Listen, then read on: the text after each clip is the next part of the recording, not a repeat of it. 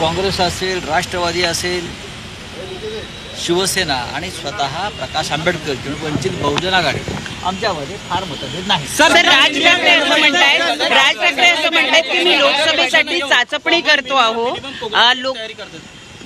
त्या संदर्भात एका वेगळ्या ग्रुपची आम्ही आता नियुक्ती करतो की जो कॉमन मिनिमम प्रोग्राम किंवा जाहीरनामा तयार करतील. महाराष्ट्राच्या दृष्टीने अत्यंत महत्त्वाचे विषय त्यात घेतले जातील.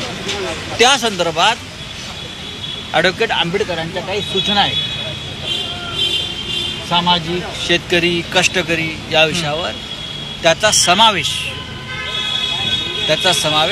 त्या आमच्या कार्यक्रमात केला. सर, क्या प्रकाश आंबेडकर म्हणतात की इंडिया आघाडी शिल्लक राहिलेली नाही, त्याबद्दल तुमचं काय म्हणणं आहे? प्रकाश आंबेडकर म्हणतात इंडिया आघाडी शिल्लक राहिलेली नाही. इंडिया अलायन्स या देशामध्ये काम करते आहे.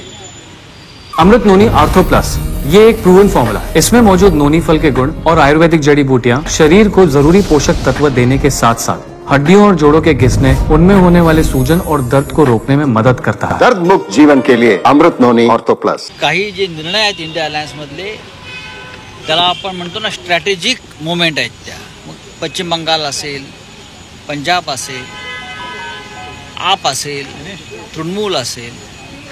आता आप आणि काँग्रेसचं दिल्लीमध्ये युती होते. पंजाबमध्ये आम्ही ठरवू काय कसं करायचं. काही झालं तरी तृणमूल काँग्रेस भारतीय जनता पक्षाचा पराभव करण्यास समर्थ आहे पश्चिम बंगालमध्ये.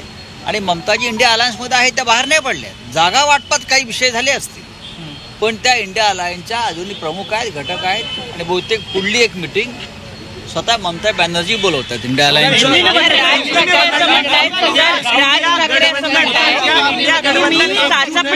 मी चाचपणी करतोय लोकसभेमध्ये महाविकास आघाडी बरोबर जायचं की महायुती बरोबर, असं राज ठाकरे म्हणतात.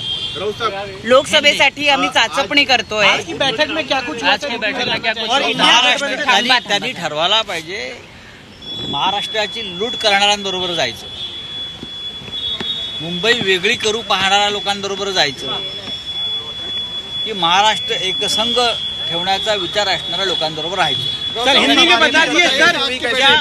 आज महाराष्ट्र में महाविकास आघाड़ी की बैठक संपन्न हुई है और आज की बैठक की विशेषता ये है कि वंचित बहुजन आघाड़ी के प्रमुख नेता मार्गदर्शक एडवोकेट प्रकाश आंबेडकर जी आज हमारे बैठक में शामिल हुए.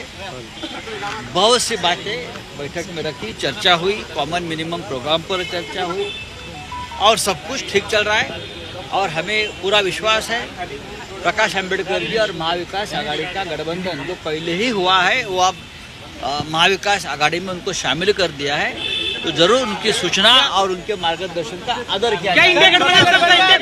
इंडिया गठबंधन टूटने की बात कर रहा हूं.